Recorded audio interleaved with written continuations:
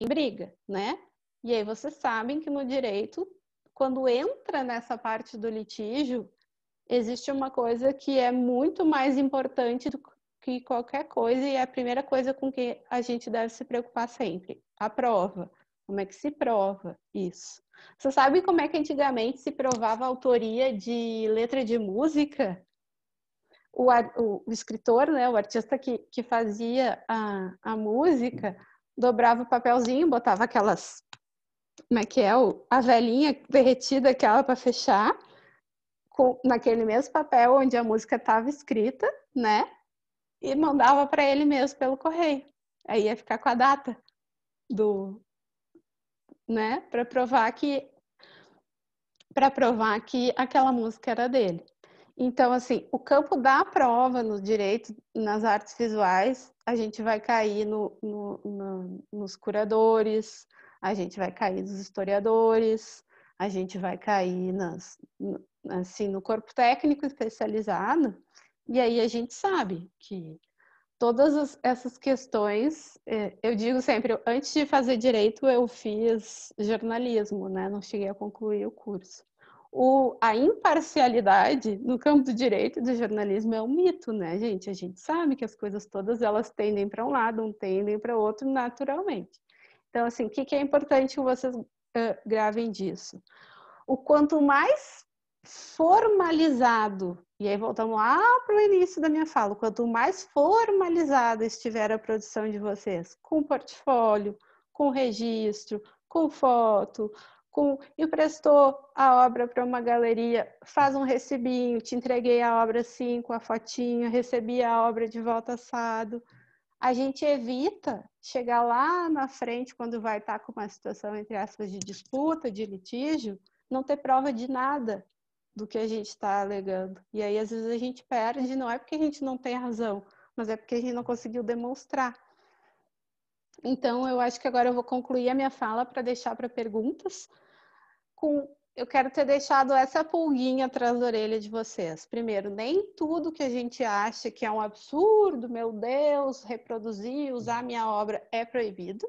Segundo, quanto mais formal a gente tiver a nossa produção, e parte lá do inicinho, pessoal, é escrever a técnica atrás do trabalho, é tirar uma boa fotografia, é ter um bom portfólio, né? Eu acho que é muito importante a Chico fazer, Lise, o curso de portfólio. O curso de portfólio tem que ser sempre assim, tem que estar no currículo anual da Chico sempre, porque o portfólio é a vida do artista, é o documento mais importante do artista e é o que vai auxiliar o artista sempre. E um bom portfólio, ele muda a maneira como o mercado enxerga um artista, sim. Uma boa fotografia, um texto crítico, todo mundo tem algum conhecido, ou agora puxando a brasa, né, para os curadores, tem condição de contratar um curador, um historiador. Não é uma coisa absurdamente cara, mas em algum momento de poder ter um texto crítico escrito sobre o seu trabalho, isso é muito importante. Estou falando isso por quê? Bom, quero só o resto da minha vida continuar pintando quadros e não quero me preocupar com isso, ok, não precisa de nada disso. Quero ser um artista profissional, me apresentar como um artista no mercado, precisa disso sim, né? E o direito é mais uma dessas ferramentas, elaborar um contrato modelo de compra e venda, para que quando vocês forem vender um trabalho, vocês possam assinar com os compradores, ter um termo modelo de empréstimo para a galeria, ter as condições. Cheguei agora numa galeria, estou com o meu trabalho sendo representado por uma galeria. Hoje a gente sabe que quando chega nesse ponto, o artista ele está feliz da vida e a última coisa que ele vai se preocupar é com a parte burocrática. Mas vocês já imaginaram que mundo ideal seria se tivesse bem estabelecidinho ali quais são os direitos e deveres do artista e quais são os direitos e deveres da galeria? Seria um mundo muito ideal, né? Mas a gente sabe que, infelizmente, isso ainda está bem longe de acontecer, né?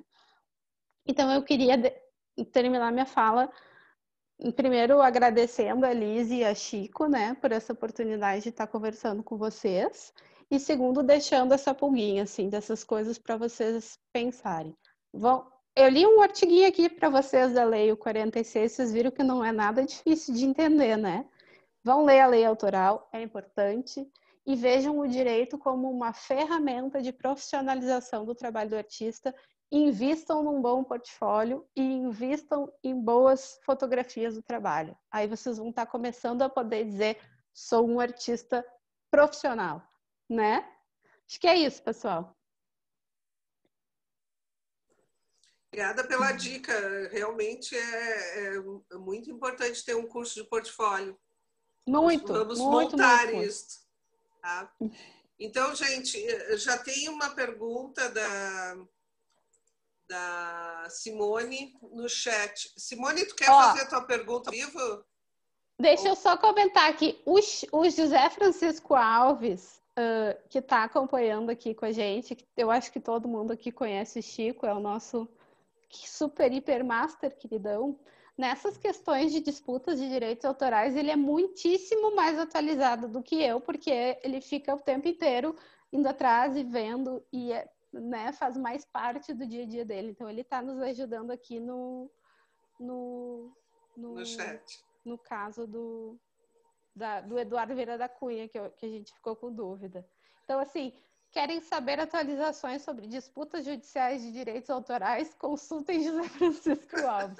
O Chico tem os cursos disponíveis na internet, no YouTube, bem bacanas, bem abrangentes e bem detalhados de direito autoral.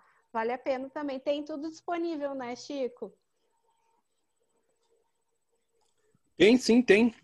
Tem tudo disponível, videozinho no YouTube, cursinho, semestralmente, aula. Semestralmente tem o curso, agora é online no Ateliê Livre, já estamos na segunda turma esse semestre. As coisas práticas, né? E cada dia tem... Marla, cada dia tem... E pessoal aí, colegas, cada dia tem assunto de direito autoral. Essa semana estourou lá nos Estados Unidos lá outro resultado de um julgamento do... Dois falecidos, né? O Andy Warhol e uma outra fotógrafa, que eu esqueci o nome, né? Ela fotografou o Prince, ele usou a foto do Prince para um trabalho dele. E aí, imaginem o grau de discussão nos Estados Unidos, né? Ambos mortos, as fundações brigando por direito autoral, pelo uso da fotografia de uma outra artista como ter um trabalho, né? Que essas coisas, né, Marla, que os artistas têm que cuidar, né? Uhum. Não que vão... não fazer, né? Hoje a gente apropria de tudo, né? Vai ali no Brick e compra foto de pessoas e de... Isso. E aí usa e dali a pouco tá na exposição e a minha tia, a minha avó que estava na fotografia, falecida, querida. Essas coisas, claro, o artista ele trabalha no fio da navalha, né? Mas é sempre ficar atento, né? E para vocês verem assim um elemento importante é a questão da internet. Porque hoje, embora esteja tudo muito disponível na internet, a gente pensa que pode usar, mas o direito moral, a proteção da integridade da sua obra e do uso da sua obra, ele segue sempre sendo do artista, né? Esses dias me consultou uma pessoa que usou uma fotografia disponível na internet, não se deu conta e não fez a referência quem era o fotógrafo. Não teve dúvida, a pessoa usou num site, não passou muito tempo até que o fotógrafo entrasse em contato com ela, né? Então, essas questões também hoje estão mais em voga, porque o acesso, a facilidade do acesso, ele auxilia nos dois lados, né? Tá, vamos lá às perguntas. Vou voltar lá no início. Marla, como fica a questão da reprodução de obras ou de partes de uma obra em trabalhos acadêmicos? Ah, boa pergunta, que não falei realmente sobre isso. É free, tá, pessoal? O trabalho acadêmico é free. A lei é bem específica, ó. Cadê que eu tô com a lei aberta aqui? A utilização... Marla, oi. Desculpa te interromper. Ainda dentro dessa questão, quando se trata de artigos em revistas acadêmicas que eles sempre pedem autorização de uso de imagem, como é que fica? Porque nem sempre a gente tem acesso aos artistas ou aos que detêm o direito de imagem, né? Como fica isso? Era isso que eu ia comentar agora. Tu é a Simone? Sim. Eu acabei de ler a tua pergunta e ali eu falei é free. para finalidades acadêmicas, o uso ele é sempre permitido. Por que se faz a autorização? As universidades, enfim, para evitar constrangimentos, para evitar situações desagradáveis, para evitar um processo judicial, enfim, mas não porque seja proibido, porque a finalidade acadêmica ela é sempre permitida. E aí uma coisa importante de referir para vocês, tramita na Câmara um projeto de lei de atualização da lei autoral há muito tempo. E aí sempre fica esbarrando nesses temas assim complexos, coisas que já estão muito consolidadas e que às vezes não é interessante que se mude. Então esse projeto de atualização da lei autoral ele já vem se arrastando por muito tempo, está parado na Câmara. A coisa ela é tão esdrúxula, deixa eu contar para vocês, eu não sei, não conversei mais depois com a professora Maria Amélia para saber qual foi o desfecho da situação. Eu sei que na URGS, sob a organização dela, da professora Maria Amélia Bulhões, acho que todo mundo deve conhecer de nome, pelo menos, um dicionário, não sei se já foi publicado, enfim, era um dicionário de artistas gaúchos, se não me engano era isso. E um artista estava acionando a URGS, tinha notificado a URGS que queria receber pela publicação da obra dele naquele dicionário. Eu, se sou a professora Maria Amélia, corto aquele artista imediatamente, vai pastar, entendeu? Cara, tu tá entrando num dicionário acadêmico de referência dos artistas do Rio Grande do Sul e tu acha que tu tem que receber para tua obra estar ali, né? Uma coisa é um autor, né, um grande escritor que vai publicar um livro e pega lá uma obra tua e publica e vai ganhar um dinheirão com aquilo, entendeu? Aí sim, aí tu aciona e vai atrás dos teus direitos. Agora, uma publicação acadêmica, ainda mais com esta finalidade, eu realmente cortaria, tipo assim, anularia a vida daquele artista na academia, entendeu? Então, assim, deixa eu só ler aqui para ti o artigo da lei para terminar de responder essa pergunta. Agora não tô... Marla? Oi? Em relação a... Tu conhece o meu trabalho, né? Essa questão através de uma autorização do artista, eu imprimo a obra dele nas minhas roupas. Qual é a maneira mais fácil, mais simples dessa autorização ser válida? Porque até hoje eu não fiz nenhum contrato com os artistas. É uma coisa que... Não, é uma coisa não, que... Ana Rove, que ano tu fez, Ana Rove, a exposição lá no Aberto, Ana Rove? Lá no Aberto foi 2018. Então, faz desde 2018 que a gente disse que era para tu começar a fazer, te lembra? Pois é. Mas sim, eu teria que pegar o advogado, a dona Marla e tal, e aí, né, investir uma grana para fazer isso. Então, o que eu tenho? No máximo, o que eu tenho é o meu contato via WhatsApp, né, ou via e-mail, até preferencialmente por e-mail, pedindo para o artista se eu posso utilizar aquela arte dele nas roupas. Até hoje não tive nenhum problema realmente. E assim, esses WhatsApps, pelo menos tu printa e guarda numa pastinha no teu computador, ou fica tudo ali solto, se tu trocar de telefone vai perder tudo. Não, os e-mails é mais fácil, né? Aí tá ali guardadinho e fica na nuvem e tal.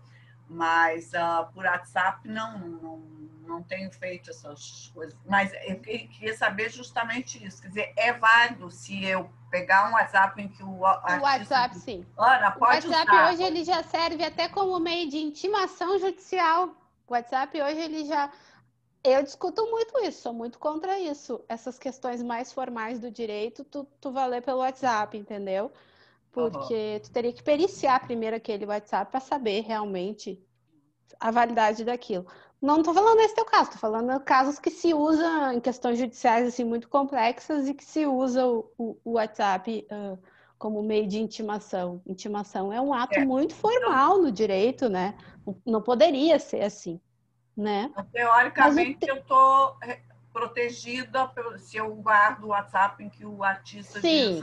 Sim, mas não vai te custar 10 minutos tu abrir o teu computador, abrir um Word, colocar assim, um monte de tracinhos, CPF, um monte de tracinhos, autorizo Ana Rove a utilizar a imagem da minha obra tal, aí deixa um campinho para o artista descrever a obra, que está na fotografia em anexo, a reproduzirem suas roupas. Depois eu até te mando isso, depois tu me lembra, eu te mando esse texto, tá, Ana? Não custa nada, gente, é mais simples do que se parece. Eu, Lise Rabelo, estou cedendo o uso da imagem da minha obra, sei lá, Guernica, dimensões tais, técnica tal, para que Ana Rove, CPF número tal, utilize integralmente ou parcialmente nas reproduções de tantas camisetas ou de tantos moletons, ou, enfim, não precisa especificar a quantidade, mediante a participação em tantos por cento dos lucros, né? Eu, Elisa Tessler, declaro que deixei a minha obra na Galeria Aberto Caminho de Artes no dia tal, conforme foto em anexo, para exposição tal.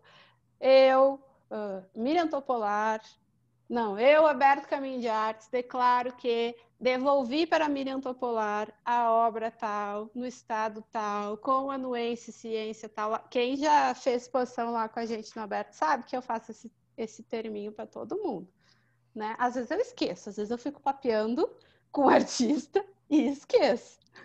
Mas, via de regra, a gente faz. Porque vai que o artista diz que eu não devolvi a obra e quer me cobrar. E eu já devolvi a obra e não tenho para devolver, né? Porque assim como o direito ele é uma ferramenta importante para os artistas, também para os... Eu não sou uma galerista, nunca me apresentei no meio da arte como uma galerista. O Aberto é um espaço cultural, né? A gente também precisa de mecanismo de defesa, que esse povo da arte é tudo meio doido, entendeu? Vocês não estão sabendo lidar com isso, né? Então, tô brincando, né? Pra gente rir um pouquinho, mas é importante. Assinar documentos, assinar, como o povo gosta de dizer por aí, assinei um papel. Aí o que diz no papel? Tu cede todos os teus bens para outra pessoa, mas tu assinou só um papel. Né? O pessoal adora dizer, assinei um papel. Assinar coisas, formalizar coisas, não é constrangimento. Pelo contrário, ele evita constrangimentos futuros. Porque aí, se tiver dúvida, tá tudo no papel, né? Deixa eu continuar descendo. Então, Simone foi, Ana Rove foi, Lise Rabelo, a Globo perdeu, não sabia, Marla valeu. Vale a pena o registro? Pergunta do Chico. Vocês sabem que para a proteção dos direitos autorais nas artes visuais não é obrigatório o registro, né? E como não existe um sistema de arte, uma instituição, como existe, por exemplo, na música, né? Como é o nome do negócio da música, que eu esqueci, gente. A instituição que regula os direitos autorais da música. Quem lembra aí me ajuda, Chico, meu nome. Depois eu procuro aqui, mano. Da música, o quê? ECAD. É o ECAD. A gente não tem um ECAD, né? A gente não tem um ECAD. Então, a gente se utiliza da Biblioteca Nacional, que é o repositório para todas as criações literárias, né, do país, né? E aí se pode fazer esse registro na Biblioteca Nacional ou na Faculdade de Belas Artes do Rio de Janeiro. Mas não é uma obrigatoriedade, só as obras que estão na Biblioteca Nacional ou na Faculdade de Belas Artes têm a sua autoria protegida. Não, isso dialoga mais com a vontade do artista de estar na história da arte e de ter algum referencial mais palpável do que uma obrigatoriedade, tá? Os processos, eles não são muito complexos, mas eles exigem suporte, porque só se o artista estiver muito assim, habituado a questões burocráticas, que a maioria dos artistas que eu conheci até hoje não estão, né? Então, exige um suporte nesse sentido. E não é suporte de um advogado, existem empresas especializadas em registros de marcas que também acabam se especializando nesse tipo de situações, assim. Bom, Ana Rove Vista Arte quer registrar sua marca. Estou usando a Ana Rove como exemplo aqui, porque é um exemplo bem palpável, né? Mas poderia ser, enfim, a Laura Castilhos quer registrar o nome Laura Castilhos como marca, né? Que aí é diferente do registro da obra, é o registro do artista, né? São coisas diferentes. Aí vai entrar no Instituto Nacional da Propriedade Intelectual, o INPI, e aí vai precisar, sim, de um representante legal, né? Para fazer esse registro. Mas daí não é o registro da obra, é o registro da marca, né? Por exemplo, que agora estou com a Ana Rove na cabeça aqui, não vou conseguir lembrar de nenhum outro, mas a Ana serve bem de exemplo. Bom, ela quer registrar o Vista Arte como a marca dela, né? Protegida. Então, ela entra daí no INPI. Daí não é o registro da obra, é o registro da marca. Essa história que se diz de registro da técnica em cartório, tabelionato, sabe que tem artista que faz, né?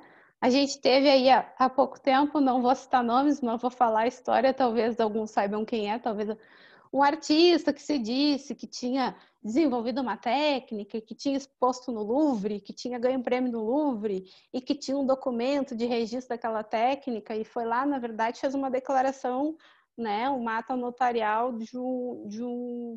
da técnica dele. Isso não é registro da técnica, tá? Isso não tem validade. Isso pode ter validade mais no sentido de prova, mas não no sentido de registro, tá? Os tabelionatos e cartórios não são os lugares adequados para se fazer esse tipo de registro. Esclareci mais alguma coisa desse ponto?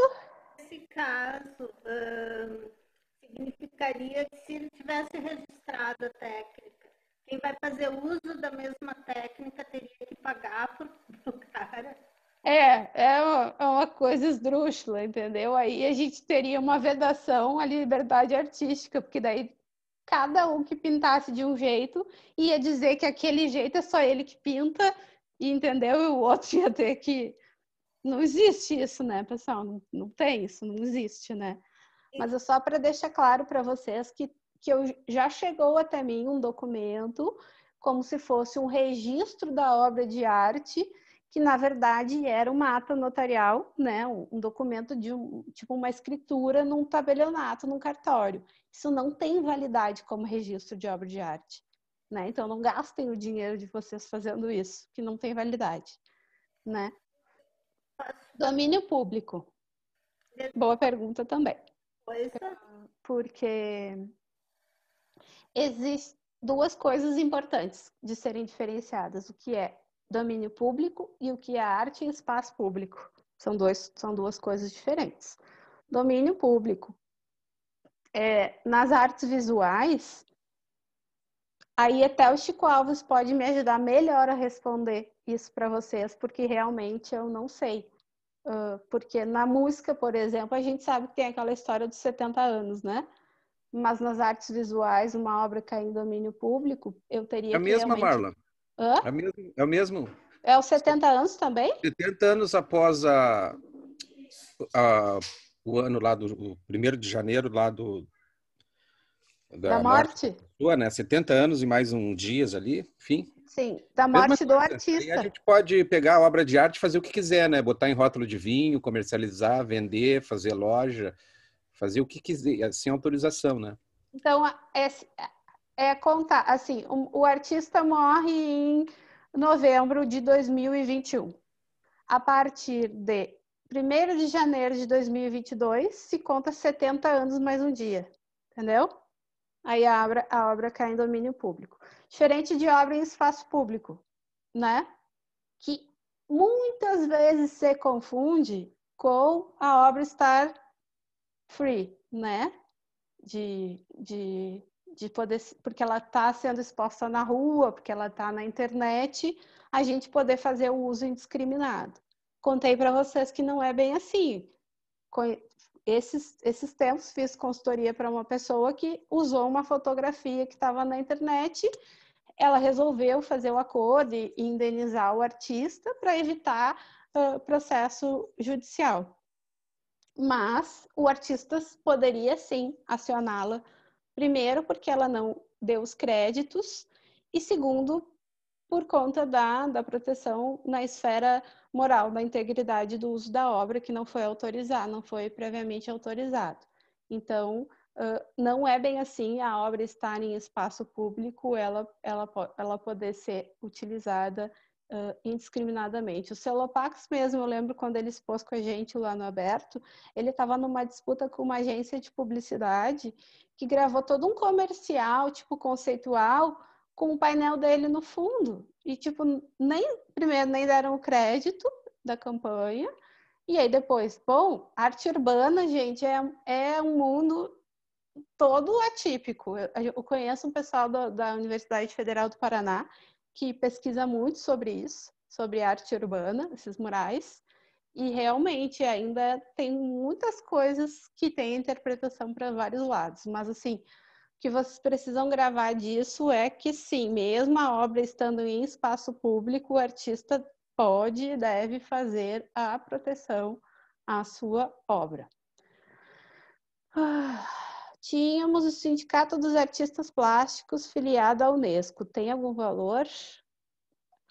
Não tenho conhecimento desse sindicato. O que eu tenho conhecimento é a Altivis, em São Paulo, que é uma associação, e que eles atuam fundamentalmente na busca do direito de sequência. O que é o direito de sequência? Ainda tão pouco falado e tão pouco explorado.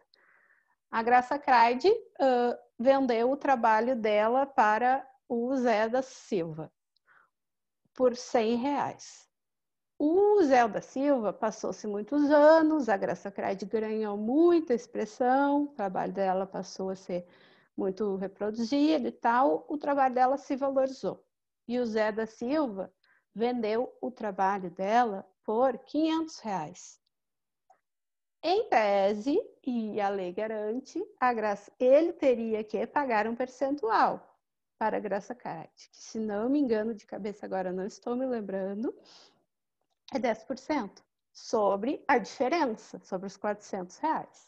Então, a Altivis, ela é uma instituição, uma associação de artistas de São Paulo, que atua fundamentalmente na busca do direito de sequência, nessas transações no mercado de arte, né?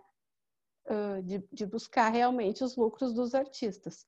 Esses sindicatos dos artistas da Unesco, primeira vez que estou tendo conhecimento, não sabia que existia, vou anotar agora aqui para pesquisar sobre, tá? Obrigada, Cristina, pela pergunta. Altamiro, que não é Altamiro, é a esposa do Altamiro. Esqueci o nome dela.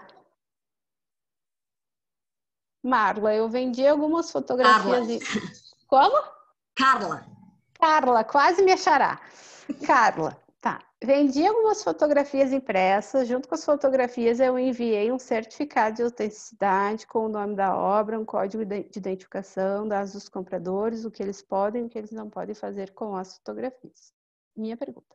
O documento que criei chama de certificado de autenticidade, tem valor legal? Tem, porque tu, artista, com a tua assinatura, ou enfim, com a tua chancela, está atestando que aquela obra é original tua, né?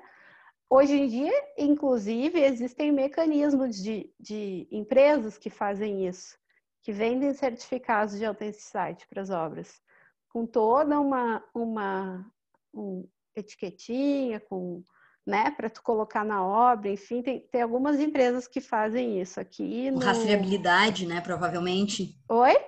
Com rastreabilidade. Isso. Aqui em Porto Alegre, que eu posso indicar para quem tem interesse nisso, é a Letícia Lau, acho que também aqui todo mundo deve conhecer a Letícia, né? Eles têm uma empresa, o marido dela, que chama Original Arte, E aí eles fazem todo esse trabalho de certificação de obra de arte. Não é caro, viu, pessoal? Eles vendem os pacotes por assim, quantidade. Vem o selinho, aí tem um site onde está toda a questão ali da... É bem legal, bem legal. Bem legal isso. Fotografia é um tema delicadíssimo, viu, Carla? A gente sabe que a fotografia, ela é ainda muito...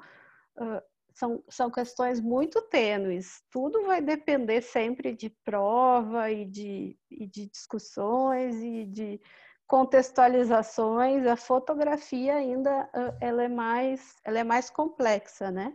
Afinal de contas, é só pegar a câmera e apertar o botão, né? Coisa simples. É bem assim, né? Bem assim. Tu vai me cobrar se tu só pegou a câmera e apertou o botão? Com uma câmera dessa, como é que não vai fazer uma foto? Uma câmera dessa, eu faço uma foto dessa. Exatamente. Então, uma das coisas que eu procuro sempre fazer é fotografar em RAW, que aí é o arquivo cru da foto, né? Então, é como a foto nasce mesmo. Então, esse seria o meu nascimento. Documentação. O princípio da documentação. É bom. Tá, muito obrigada, Marla. Capaz. A Chico poderia ter um serviço de reconhecimento de autoria para os sócios. É uma coisa boa de se pensar, hein? Um selinho Chico Lisboa, né? Uma coisa importante de se pensar. Deu? Não tem mais nenhuma pergunta? Marla, eu tenho mais uma pergunta. Daisy. Daisy. Essas galerias virtuais que tu paga e tu mesmo imprime uma cópia do trabalho. Como que se controla isso? Isso não se controla, viu, Daisy? Porque nada na internet é muito controlável, né? Primeira reflexão que a gente precisa fazer. Não existe uma regulamentação legal jurídica sobre a internet ainda, nem no Brasil e muito engatinhando no mundo todo.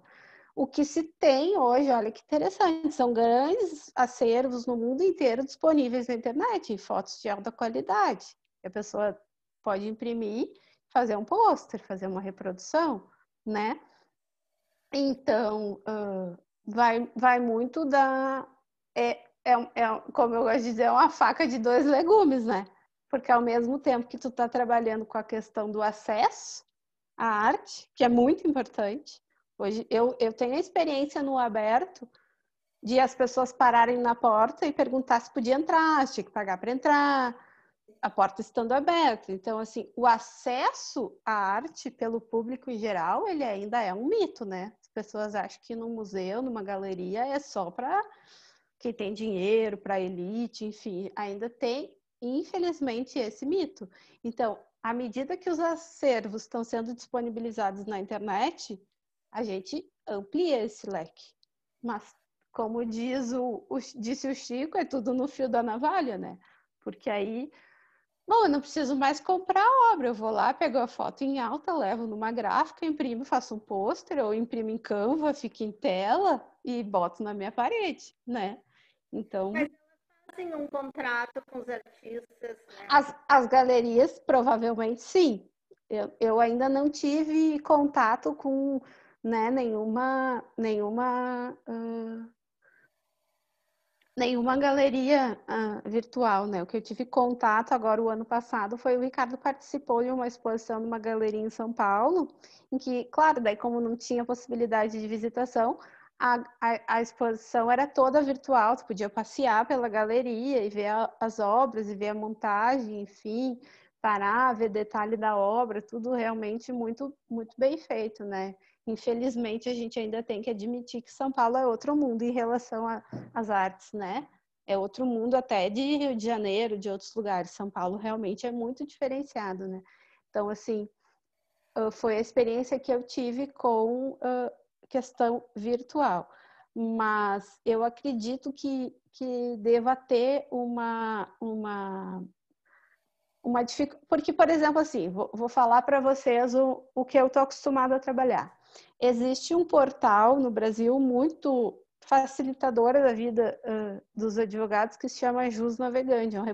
É um repositório de todas as decisões no Brasil inteiro. Então, tu não precisa ficar indo em cada um tribunal do Rio Grande do Sul, tribunal do Paraná, STJ, STF, para procurar jurisprudência. Tu joga teu tema ali e ele te apresenta a jurisprudência de todo mundo. Tu pode olhar, tu pode ver, tu pode anotar, tu pode fazer o que tu quiser. Tu tenta fazer download ou tu tenta fazer copia e cola, ele te bloqueia. Tu só pode fazer se tu for assinante, né? Então, eu acredito que nas galerias virtuais deva ter também um tipo de bloqueio nesse sentido, né? Porque senão ficaria muito aberto, né, Deise? Deva ter um bloqueio nesse sentido, né? Se eles conseguem fazer isso num portal de jurisprudência, vamos combinar, né? Que esse pessoal que manja de internet só não dominou o mundo ainda porque não quer, né? Porque eles sabem tudo da nossa vida, eles fazem o que eles quiserem, né? Então, realmente, eu associando a esse portal jurídico, eu imagino que deva ter um mecanismo de defesa nesse sentido. Temos perguntas ainda? Laura, Tudo bom, Marla? Não, está sendo muito esclarecedora a tua fala, né? Porque eu acho que o artista, nós todos somos muito omissos, né? Nessa parte mais jurídica. E uma das coisas assim que tu já falaste, né? Mas eu queria saber, por exemplo, eu vendo um quadro, aí basta eu fazer um contrato de compra e venda, como tu falaste, no sentido de descrever aquela obra, assinar, a pessoa assina como recibo, isso. Não tem que passar em cartório, não tem que autenticar, não é necessário isso. Não. Tá. Se tu quer ter uma, vamos dizer assim, uma validade mais formal, tu assina junto duas testemunhas, né? Que aí a gente diz que o negócio ficou bem completo. Mas não tem a obrigatoriedade de fazer o registro em cartório.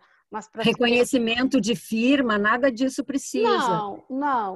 Vamos supor que tu vai fazer uma transação que tu vai vender um quadro por 100 mil reais, né? Aí tu faz, né, Laura? Por favor. Né? Isso não acontece, né? Pois é. Mas assim, no dia a dia não tem necessidade, porque aí até inviabiliza, né? Porque aí o comprador vai ter que se sujeitar aí no cartório também, né? Mas se fizer com duas testemunhas já fica bem bacana. Tá certo. Obrigada, Marla. Nada.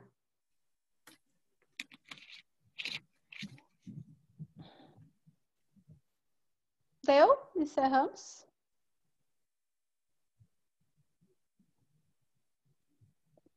Então, espero ter deixado vocês com muitas dúvidas. Os intuitos das minhas falas são sempre gerar dúvidas e punguinhas atrás da orelha. Tipo, putz, nunca tinha pensado sobre isso, vou começar a pensar, vou me preocupar, vou prestar atenção, né? E fico à disposição, vai ficar disponível o vídeo no site da Chico, né, Liz? E no Facebook da Chico também.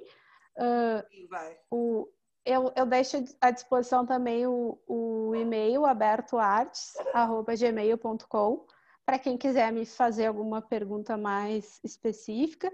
Nas minhas redes sociais também, Marla Trevisan, quiserem me adicionar, me perguntar alguma coisa em box ali, à medida que eu vou conseguindo, eu vou respondendo.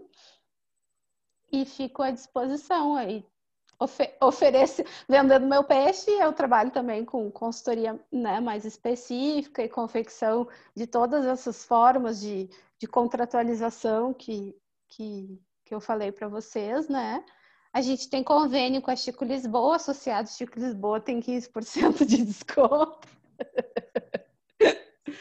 Tá bom, pessoal, espero ter deixado vocês com muitas dúvidas e com muitas pulguinhas atrás da orelha e coisas que vocês queiram pensar e refletir. Obrigada. Muito obrigada, Marla. Foi muito esclarecedor. Obrigada. Obrigada. Veja logo, um abraço, cuidem-se e sigam firmes, cumprindo as regras de isolamento. Vamos deixar esse vírus bem longe, né? Exatamente. Isso aí. Então tá, pessoal. Até mais. Obrigada, Marla. Até mais. Obrigada também por terem participado. Beijo, Maria, Elisa, Helena, Rejane estava aqui também. Tchau, tchau. Beijinho para vocês. Tchau, beijinho para você. Tchau para todo mundo. Tchau. Tchau, gente. é quem eu conheço. Alice, Paraná, Paraná. Pronto. Terra.